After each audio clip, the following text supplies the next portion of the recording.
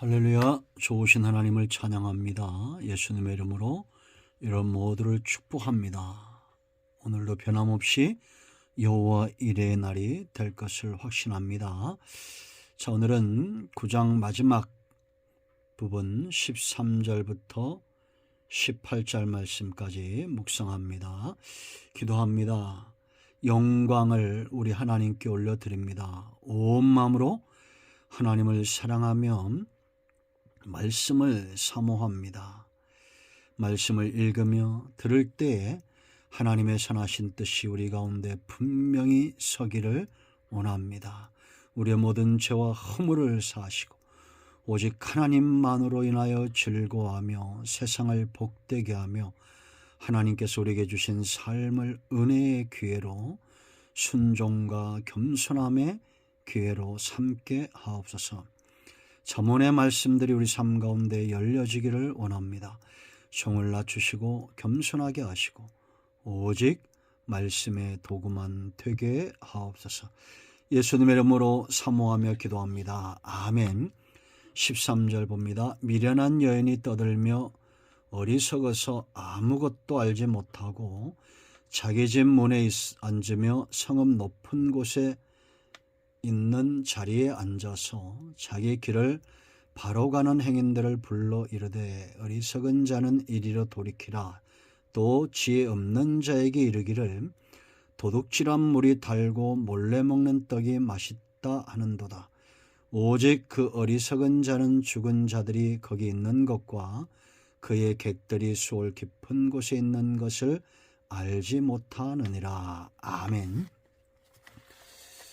우리 모두는 하나님을 영화롭게 하는 사람들이고 세상을 복되게 하기 위해서 수고의 땀을 흘리는 사람들, 진리 위에 서 있고 정직한 삶을 흠모하는 자들인 것을 믿습니다. 자, 여러분, 세상을 복되게 하는 것이 무엇이라고 생각하십니까? 물질이 많으면 세상이 복을 받을까요?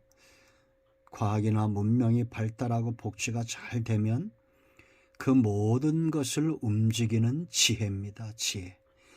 지혜로운 대통령, 지혜로운 방백들, 지혜로운 공무원들, 이런 사람들이 있을 때 세상은 복된 것입니다.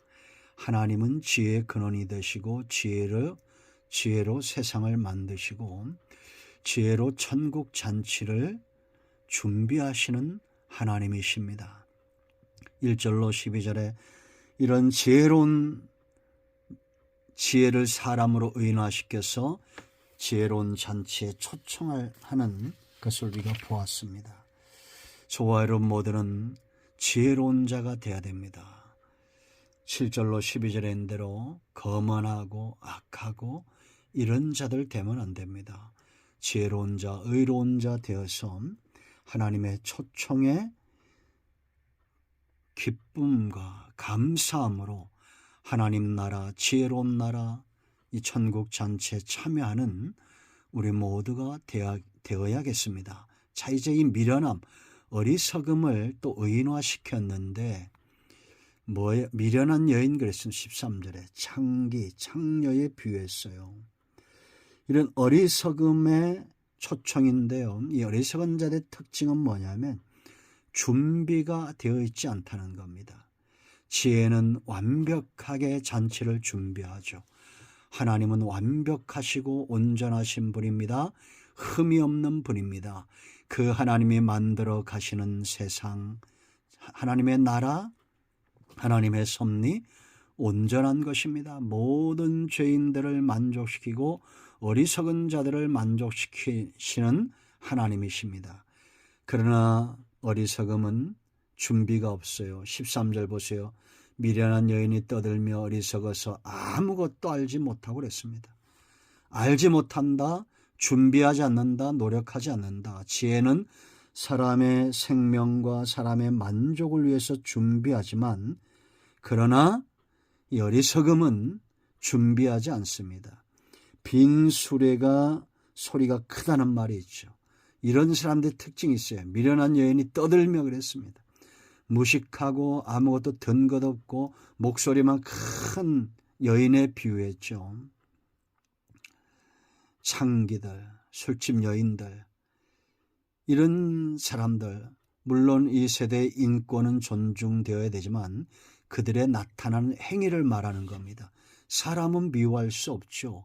그런데 그 사람 속에서 나오는 악한 죄와 그 결과들은 우리가 바로 잡아야 됩니다. 떠든다는 겁니다. 빈수레가 소리가 크듯이. 가끔 저는 정치인들을 보면 참 준비가 없고 소리만 치는 것 같아요. 청문회 이런 거 보세요, 여러분. 답답한 구석이 많죠. 어리석은 자들은 준비하지 않는 자들이 어리석은 자들입니다. 국회에 도서관에 불이 꺼지지 않는 나라가 되어야겠습니다. 학생들이 공부하느라고 과거에는 학교에 불이 꺼지지 않았죠.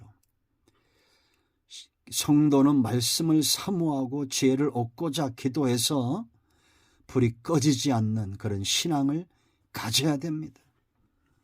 아무것도 알지 못하면서 떠들고 말하는 거, 그것만큼 해악이 없습니다. 14절 보세요, 여러분. 자기 집 문에 앉으며 성읍 높은 곳에 있는 자리에 앉아서.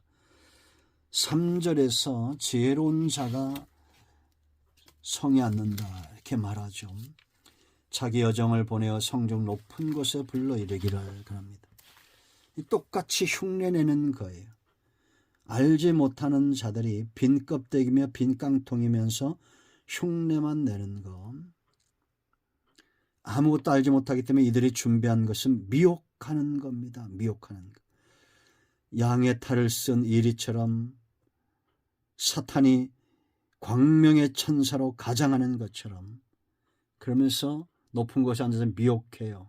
15절 자기 길을 바로 가는 행인들은 신앙 안에 바로 서 있는 자가 아니라 세상에서 하나님 없이 그나마 열심히 자기 직장을 다니고 사업을 하고 정직하고 살고자 하는 자들이 있죠. 그러나 하나님이 없는 중심과 영성은 무너지게 되어 있습니다. 미혹에 넘어갑니다. 이런 행인들을 불러 이르되 어리석은 자는 이리로 돌이키라 또 지혜 없는 자에게 이르기를. 미혹할 자를 알아본다는 겁니다. 그러니까 이런 사탄이 역사하는 사람들을 통해서 이들을 볼 때는 이들이 어리석은 거예요. 세상 재미도 못 보고 세상 맛도 못 보고 그냥 돈만 버는 그런 속된 말로 그냥 일하는 소처럼 보이는 겁니다. 재미없이 사는 인생들이란 얘기죠. 그러나 이들이 신앙만 없을 뿐이지 세상에서는 열심히 사는 자들 아닙니까? 그런 자들의 중심과 영과 가정과 삶의 터전을 지키려면 하나님을 두려워하는 신앙을 가져야 됩니다. 아니면 사탄에게 미혹되는 겁니다. 어리석은 자들이 미혹되는 거예요.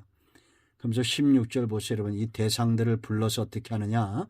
15절에 도둑질한 물이 달고 몰래 먹는 떡이 맛이 있다 하는도다. 음란한 세상을 말하는 겁니다. 여러분, 우리가 일을 하면서 사기치고 또 정치인들은 몰래 돈을 받고 불로소득을 탐하고 악한 일과 음란한 것들을 몰래 행하고 그것이 과연 달콤합니까? 나중에는 쓴 쑥처럼 쓰게 되겠죠. 결국 사업하시는 분들이 전과 몇 범이 되고 정치인들도 전과가 있고 그런 전과를 저지를 때는 달콤했겠죠. 그러나 쓴 쑥처럼 어떻게 됩니까? 쓰게 됩니다. 죄에 달콤하게 빠지게 해요. 그러나 지혜로운 자는 성경적 지혜는 하나님을 경외하는 맛에 깊이 체험하게 하고 말씀의 깊은 곳으로 인도하고 성도로서 세상을 복되게 하는 사랑과 믿음과 소망의 인내와 그 역사를 이루는 일에 쓰임받게 합니다. 결국 어떻게 되느냐? 결말, 이런 미련함이 어리석은 자들을 초청해서 어떻게 만들었느냐? 양심과 영적으로 화인맞게 맞아요. 감각 없는 백성이 되게 한다는 얘기입니다. 이런 불 맞는다는 거 알죠? 손가락이 무뎌지면 불판을 들어도 뜨거움을 못 느끼잖아요. 죄를 지어도 부끄러움을 모르고 악한 길을 가고 음란한 세상에 살면서도 부끄러움을 모르는 거예요. 18절 보세요. 오직 그 어리석은 자는 죽은 자들이 거기 있는 것과, 이 죽은 자들 누굽니까? 미련한 여인에게 미혹되어져서 죄와 음란함과 세상에 빠진 자들이죠. 그의 객들이 수월 깊은 지옥, 완전히 영원히 멸망받는다는 겁니다. 수월 깊은 곳에 있는 것을 알지 못하느니라. 하나님의 나라가 이미 우리 가운데 임하였다라고 성경은 분명히 말합니다. 그러므로 여러분, 지혜를 얻어서 양심이 화인맞은 것이 아니라 양심이 살아나고 하나님을 향해서, 세상을 향해서 겸손할 줄 알고 긍휼로 옷을 입고 빛의 갑옷을 입는 우리 모두가 되어야겠습니다. 기도합니다. 예수님의 이름을 의지하여 기도합니다. 이 말씀대로 되게 하여 주시옵소서. 우리 가운데 마음이 상한 자, 병든 자 치유하시고 회복시켜 주시기를 원합니다.